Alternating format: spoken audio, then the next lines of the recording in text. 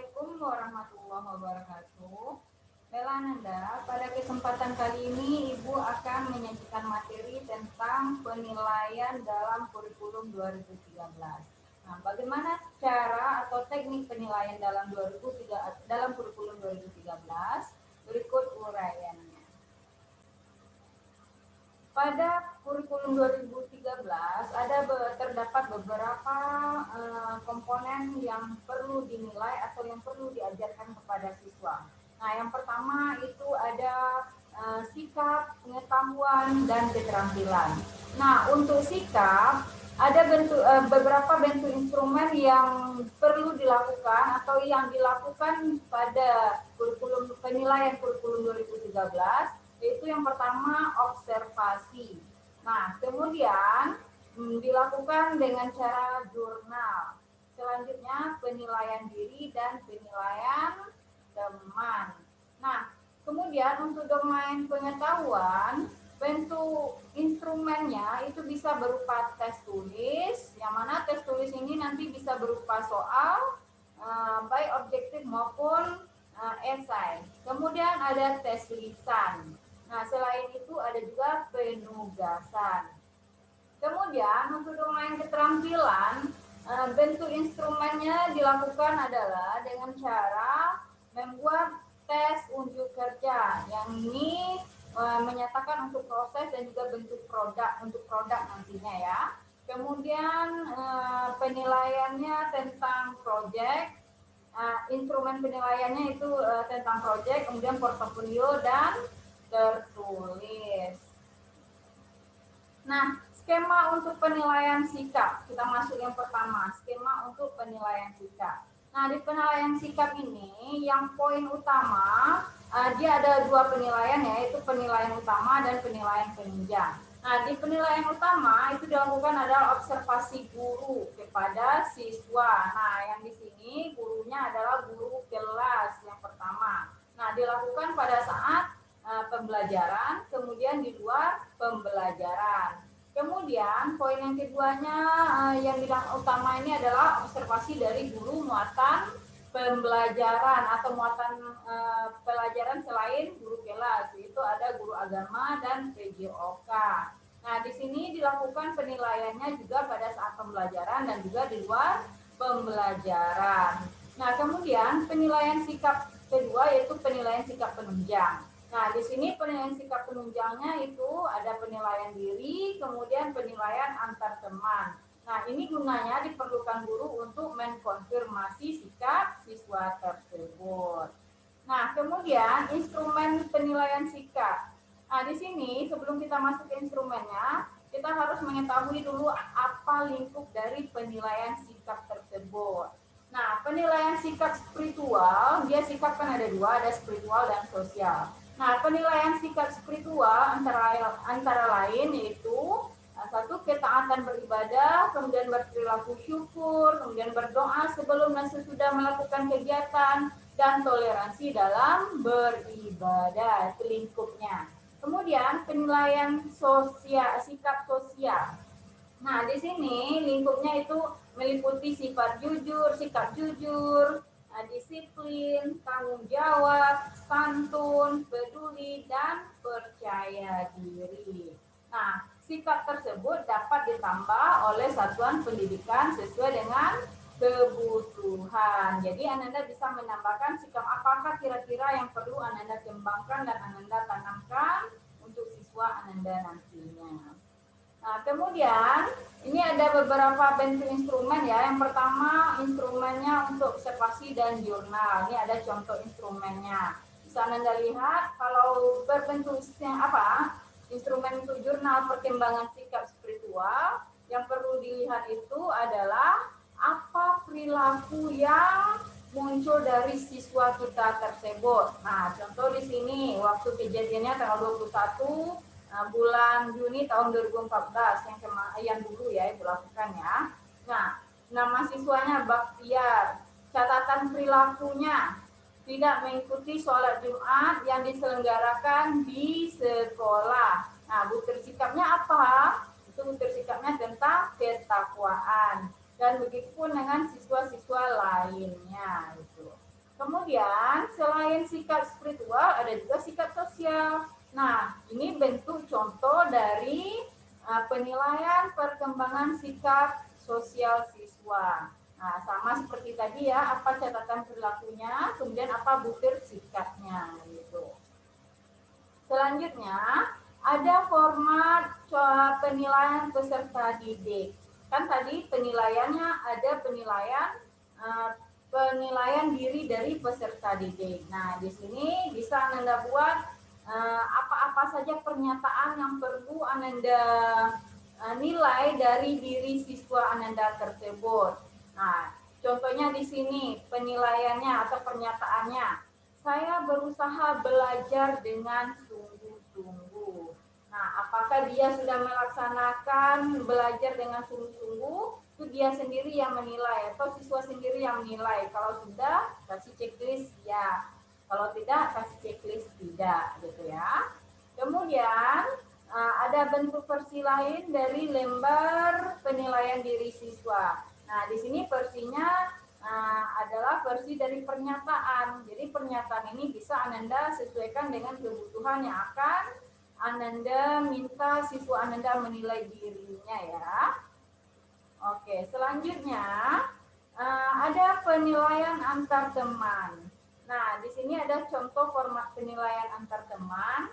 Nah, di sini contoh yang pertamanya itu untuk per tema atau per tema dan per pembelajaran. Nah, contoh di sini dalam pembelajarannya ada belajar kelompok. Nah, apa yang dinilai oleh teman yang satu kepada teman yang lain? Contohnya, pernyataannya itu berperan aktif dalam kelompok, kemudian menghormati dan menghargai pendapat orang lain. Nah, kalau sudah dilakukan checklist ya, tapi kalau tidak ya tidak gitu ya. Kemudian ada versi lain di sini diminta untuk per semesternya. Nah, format penilaian antar temannya pernyataannya seperti ini. Teman saya selalu berdoa sebelum melakukan aktivitas. Kemudian teman saya sholat 5 waktu tepat waktu. Nah, kalau dilakukan kasih checklist ya, kalau tidak ya kasih checklist di bagian tidaknya. Jadi pernyataannya sesuaikan kembali dengan sikap yang ingin Ananda nilai dari siswa Ananda tersebut. Nah, selanjutnya ini ada beberapa catatan terkait penilaian sikap ya. Nah, yang pertama itu penilaian sikap dan perilaku itu ditujukan dalam rangka pembinaan dan pembentukan karakter yang baik. Ingat ya catatannya, pembinaan dan pembentukan karakter. Contohnya jujur, disiplin, tanggung jawab, peduli, santun, dan lain-lainnya. Kemudian yang kedua, feedback atau balikan dari hasil penilaian sikap itu merupakan hal yang paling penting dalam perbaikan dan pembentukan karakter. Jadi harus diberikan feedbacknya. Jangan sekedar menulis saja tetapi tidak ada feedbacknya kepada siswa. Kemudian yang ketiga, penilaian diri sendiri dan penilaian antar teman dilaksanakan sesuai kebutuhan dan kegunaan sebagai bahan konfirmasi. Jadi untuk mengkonfirmasi apakah sesuai atau tidak apa yang sudah kita amati terhadap siswa tersebut. Nah, selanjutnya dari jurnal atau catatan guru itu direkapitulasi pada waktu tertentu dalam sebuah forum rapat dewan guru yang terdiri dari kepala sekolah, guru kelas, guru PJOK, guru pendidikan agama, dan kalau ada guru-guru yang lainnya gitu ya yang ikut mengajar di kelas Ananda nantinya. Selanjutnya kita masuk ke bagian teknik penilaian pengetahuan. Nah, untuk pengetahuan ini kan tekniknya sangat banyak ya. Yang pertama ada tertulis, lisan, penugasan, dan nanti ada juga portofolio gitu ya. Nah, di sini untuk tes tulis, bentuk instrumennya bisa benar salah, menjodohkan, pilihan ganda, isian atau melengkapi ya. Kemudian ada uraian. Nah, tujuannya adalah untuk mengetahui penguasaan pengetahuan siswa untuk perbaikan proses pembelajaran dan atau pengembalian nilai atau pengambilan nilai, maaf ya. Nah, selanjutnya tes lisan. Nah, di sini bentuk instrumen untuk tes lisan itu bisa Nana buat dalam bentuk tanya jawab atau bisa dilakukan dalam bentuk tanya jawab. Nah, tujuannya untuk mengecek pemahaman siswa untuk perbaikan proses pembelajaran. Nah, yang ketiga itu tekniknya ada penugasan. Bentuk instrumennya penugasan ini bisa berupa tugas yang dilakukan secara individu maupun kelompok. Nah, tujuannya untuk memfasilitasi penguasaan pengetahuan bila diberikan selama proses pembelajaran atau mengetahui penguasaan pengetahuan bila diberikan pada akhir pembelajaran. Nah, selanjutnya ada portofolio. Portofolio ini bentuk instrumennya adalah sampel pengerjaan siswa terbaik yang diperoleh dari penguasaan, penugasan, dan tes tertulis. Jadi di sini disimpan sampel mana siswa yang terbaik. Itu tujuannya yaitu sebagai bahan guru mendeskripsikan capaian pengetahuan nantinya di akhir semester. Nah, kemudian penilaian pengetahuan, instrumen tes tulis ini bisa berupa pilihan ganda, isian, jawaban singkat seperti yang sudah dijelaskan tadi ya. Kemudian instrumen uraian itu dilengkapi dengan pedoman penskoran. Selanjutnya, instrumen tes lisan bisa berupa daftar pertanyaan yang akan diajukan nantinya kepada siswa pada saat tanya jawab atau bisa secara langsung atau spontan nanti tanya jawabnya. Kemudian, instrumen penugasan berupa pekerjaan rumah atau proyek yang dikerjakan secara individu maupun kelompok. Nah, untuk pengolahan nilainya dilakukan dengan rumus R sama dengan F per N dikali 100%. Ini rumus umum ya. Keterangannya R itu nilai rata-rata, F itu frekuensi atau jumlah soal yang betul berapa. Kemudian jumlah N itu adalah jumlah soal keseluruhannya ada berapa. Baru nanti dikalikan dengan 100, baru dapat nilainya. Selanjutnya, dalam penyusunan soal untuk pengetahuan ini sangat disarankan penyusunan soalnya berupa soal HOTS, yaitu higher order thinking skill. Nah, di sini sering juga disebut dengan keterampilan berpikir tingkat tinggi gitu, yang terdiri dari pemecahan masalah, membuat keputusan, berpikir kritis, dan berpikir kreatif. Nah, di sini untuk pembentukan sistem konseptualnya, proses berpikir tingkat tinggi yang biasa digunakan adalah berpikir kritis. Nah, ada beberapa cara yang dapat dijadikan pedoman untuk menulis butir soal yang menuntut berpikir kritis atau berpikir tingkat tinggi siswa. Nah, caranya itu materi yang ditanyakan diukur dengan perilaku sesuai dengan ranah pada HOTS tadi. Nah, kemudian setiap pertanyaan diberikan dasar pertanyaan atau stimulus. Apa stimulusnya untuk setiap pertanyaan? Nah, kemudian soalnya dapat mengukur kemampuan berpikir kritis. Setiap butir soal selalu diberikan dasar pertanyaan yang berbentuk sumber atau bahan bacaan. Nah, bisa seperti teks bacaan, paragraf, teks drama, penggalan novel, dongeng, puisi, kasus, gambar, grafik, foto, dan lain-lainnya gitu. Nah, di sini untuk penekanannya soal HOTS itu adalah yang pertama, fokuskan kepada mentransfer informasi dari satu konteks ke konteks lainnya. Kemudian memproses dan menerapkan informasi. Nah, kemudian melihat keterkaitan antara informasi yang berbeda-beda. Kemudian, menggunakan informasi untuk menyelesaikan suatu masalah. Dan secara kritis mengkaji atau menelaah ide atau gagasan dan informasi.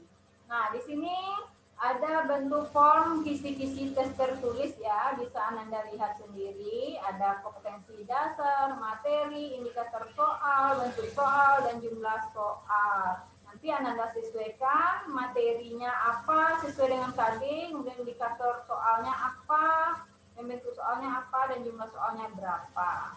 Nah, di sini ada beberapa contoh soal hoax yang Ibu contohkan. Yang pertama, soalnya lihat gambar di bawah ini ya, disebutkan gambar. Nah, dari tumbuhan di atas yang secara alami bereproduksi secara vegetatif di antara tanaman ini, yang memiliki metode pemuliaan yang sama adalah 1, 2, nah 1, 3, dan seterusnya. Nah, untuk jawabannya A gitu. Kemudian yang kedua contohnya, penggunaan tanda baca di bawah ini yang benar dalam kalimat titik-titik. A. Perubahan iklim telah terjadi yang akan berlanjut. B. Akhir-akhir ini banjir, badai, dan kekeringan sering terjadi. C. Perubahan iklim mempengaruhi kesehatan dan pertanian. D. Produksi makanan seperti jagung dan beras telah menurun. Nah, jadi jawabannya adalah B. Nah, jadi nanti untuk soal-soal hoaxnya silakan Ananda buat, Ananda desain sesuai dengan indikator yang sudah Ananda rumuskan. Nah, selanjutnya skema penilaian keterampilan. Nah, untuk penilaian keterampilan itu ada 3 ya, itu ada kinerja, proyek, dan portofolio. Nah, untuk kinerja itu mengukur capaian pembelajarannya berupa keterampilan proses atau unjuk kerja dan juga hasil atau produk nantinya. Kemudian penilaian keterampilan untuk proyek itu mengetahui kemampuan siswa dalam mengaplikasikan pengetahuannya melalui penyelesaian suatu tugas dalam periode atau waktu tertentu. Selanjutnya yang ketiga ada penilaian portofolio. Penilaian portofolio yaitu rekaman penilaian autentik yang memperkuat kemajuan dan kualitas pekerjaan peserta didik. Nah, di sini ada contoh kisi-kisi dari penilaian kinerja. Bisa Anda lihat sendiri ya. Nah, kemudian di sini contoh rubrik penskoran untuk penilaian kinerja. Jadi bisa Anda sesuaikan nanti dengan indikator yang Anda ambil.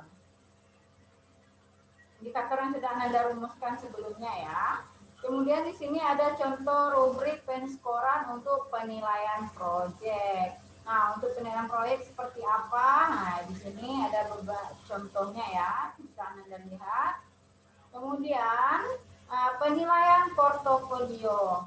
Nah, contoh ketentuan dalam penilaian keterampilan dengan portofolio ini, yang pertama itu bisa berupa karya asli siswa, kemudian karya yang dimasukkan dalam portofolio disepakati oleh siswa dan guru. Kira-kira siapa yang akan dimasukkan ke dalam penilaian portofolio itu nanti disepakati.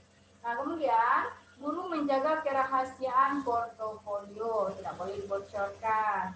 Selanjutnya, guru dan siswa mempunyai rasa memiliki terhadap dokumen portofolio. Selanjutnya, karya yang dikumpulkan sesuai dengan kompetensi dasar. Setiap pembelajaran kompetensi dasar dari KI 4 berakhir, karya terbaik dari KD tersebut bila ada itu nanti dimasukkan ke dalam portofolio. Jadi ingat, portofolio itu dilakukan untuk KI 4 itu keterampilan karya terbaiknya gitu. Nah, jadi dari sekian penjelasan tadi, hal ini sesuai dengan Permendikbud tahun 104 nomor 104 tahun 2014, di mana sebelumnya batas minimal dari ketuntasan atau kriteria ketuntasan minimal, atau sering juga disebut dengan KKM, Nah, yang sebelumnya adalah 2,66 yaitu dengan predikat Benin. Dan untuk yang terbarunya sesuai dengan peraturan tersebut KKM minimal untuk siswa dinyatakan tuntas itu 2,51 dengan standar kriteria Benin. Nah, dan untuk sikap yang baik yang lama untuk sikap baik yang lama atau baru tetap B atau baik gitu ya. Nah, di sini bisa dilihat ya perubahan tabel kualifikasi dan konversi penilaian kurikulum 2013. Nah, untuk sikap modusnya 4,4, kualifikasinya itu sangat baik.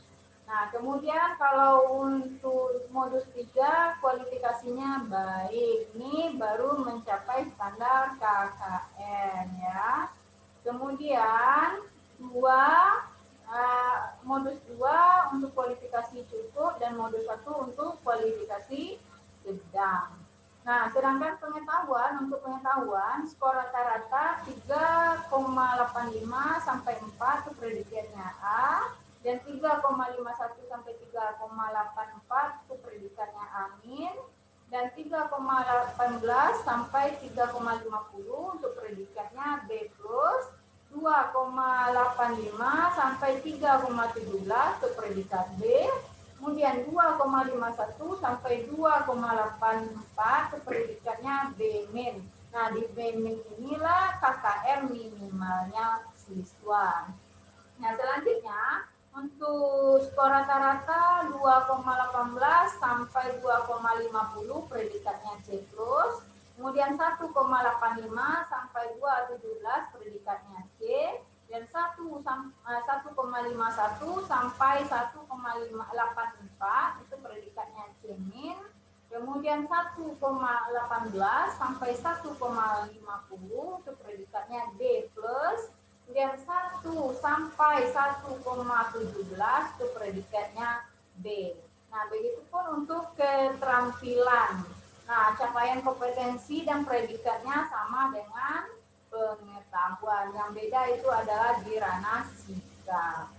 Nah, di sini penjelasan lanjutannya untuk nilai akhir kognitif atau nilai yang nantinya untuk rapor itu cara penilaiannya, cara pengolahan nilainya adalah nilai UH dikali 2, selanjutnya ditambah dengan nilai ujian tengah semester, ditambah nilai ujian akhir semester, kemudian dibagi 4. Nah, untuk konversi predikat dan deskripsinya disesuaikan dengan tabel yang tadi. Kemudian untuk nilai akhir keterampilan itu penilaiannya adalah nilai rapor berarti rata-rata praktek ditambah R project atau rata-rata project ditambah rata-rata portofolio. Nah, untuk nilai R ini rapor nilainya, konversi predikat dan deskripsinya sesuai dengan kolom tadi atau tabel tadi.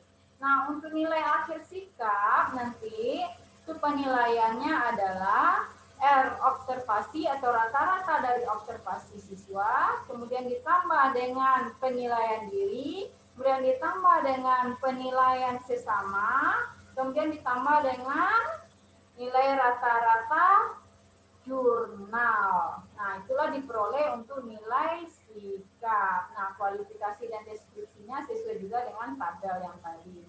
Nah, untuk konversi nilai.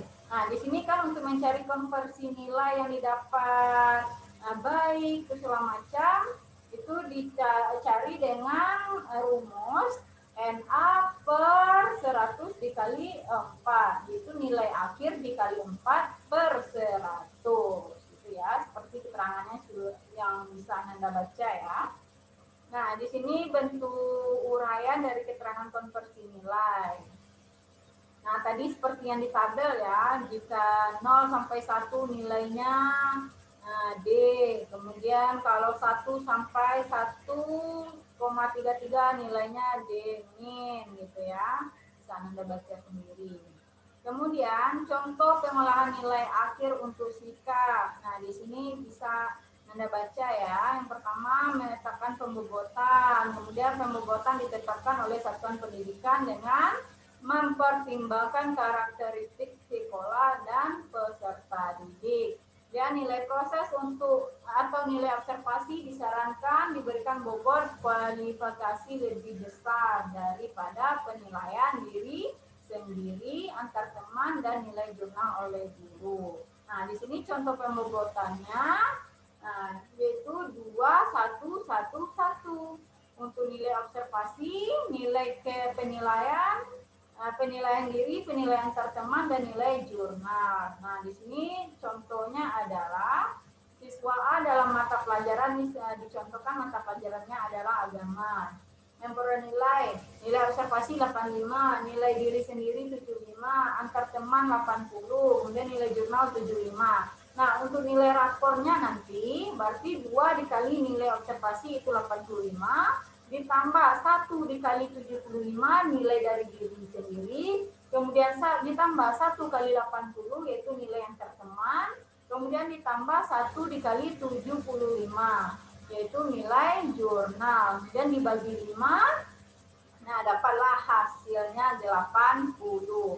Dan nilai konversi untuk 80 itu sangat baik seperti yang diuraikan sebelumnya dan juga seperti yang diuraikan di bawah ini. Nah, begitupun dengan pengolahan nilai untuk pengetahuan, yang mana pembobotannya untuk pengetahuan yaitu 2, 1, 1, yang mana 2 itu adalah nilai harian yang pertama atau nilai penugasan, kemudian nilai ujian tengah semester, dan nilai UAS 1 pembobotannya. Nah, di sini contohnya nilai penugasan atau nilai harian itu ada 70, kemudian nilai UTS 60, nilai UAS 80. Nah, untuk nilai rapornya 2 dikali 70 ditambah 1 dikali 60 ditambah 1 dikali 80. Nah, itu nanti dibagi 4. Nah, hasilnya itu 70. Nah, untuk nilai konversinya dilakukan seperti rumus sebelumnya ya, yaitu nilai akhir dikali 4 dibagi 100. Nah, didapat nilai akhir tadi 70, berarti 70 dibagi 100 dikali 4 itu 2,8 dengan kualifikasi baik. Jadi nanti deskripsi untuk rapornya itu sudah menguasai seluruh kompetensi dengan baik, terutama dalam memahami makna kolaborasi. Itu contohnya untuk mata pelajaran agama. Nah, di sini untuk pengolahan nilai keterampilan bisa Anda lihat sendiri ya, bersama dengan pengetahuan tadi sistem pembobotannya. Nah, yang mana untuk poin 2-nya itu adalah nilai praktek. Satu nilainya itu nilai portofolio dan nilai project. Jadi 2 nilai praktek ditambah 1 nilai portofolio ditambah 1 nilai project. Itu nanti dibagi dengan 4, dapatkan nilai rapor. Nah, untuk konversi nanti dikalilah nilai akhir rapor tadi, nilai rapor tadi dibagi 100 dikali 4. Nah, apa nanti kualifikasinya bisa dilihat di tabel sebelumnya. Oke, itulah Nanda uraian dari penilaian dalam kurikulum 2013. Mudah-mudahan Nanda paham dan mengerti dalam menilai siswa Anda di kurikulum 2013 ini. Assalamualaikum warahmatullahi wabarakatuh.